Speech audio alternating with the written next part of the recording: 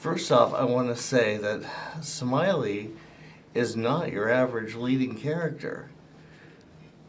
Yeah, he's a reluctant hero, isn't he? Yes, he is. Yeah, he's an unusual leading man. I think that's what makes. I think that's why he's become so. He's such an icon amongst the people that know these books. A very unusual leading man. Yeah.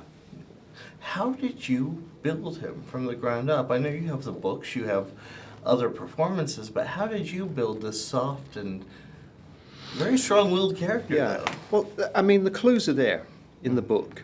I mean, he had been played in the 70s by Alec Guinness, which I remember seeing in 78, 79 when it came out. I remember it, or I maybe remember it.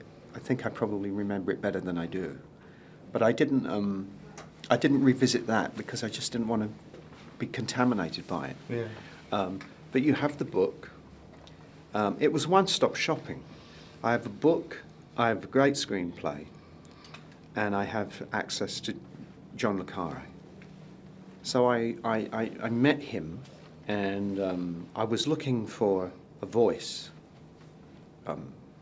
for George, and he has a certain. There's a certain musicality, there's a certain cadence to le Carré's voice. So I sort of started there, like a magpie, you know. You flutter in and you steal a little bit here, you take a little bit there. Yeah. Well, it seemed like not only with the voice, but every little thing, not only the glasses, the costume, seemed very specific. Yeah, very well. We discussed. These characters are. They want to enjoy anonymity. You don't. He's a real sort of spy master, Smiley, and you don't want to be remembered. So that when you're putting together the clothes, you would discuss things like: would he wear cufflinks? Would he wear a tie-pin? Would he wear a buttonhole?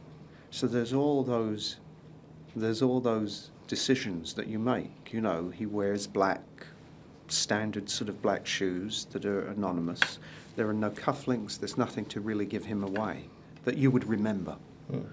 You know, he's a character that just wants to sort of blend and disappear into the scenery, and yet he is a leading man. Yeah. Yeah. It seems, with your career lately, it's like Harry Potter, Dark Knight, two of the biggest franchises ever. Was this a refreshing change to take on this character? Well, those are big studio movies, and they're wonderful things to be associated with, and they have their merits. And occasionally, it's nice to do something like this, to come back to Britain, and it's an indie. Yeah. So it switches it up a little, but it's, I mean, arguably, one of the great roles that I've had.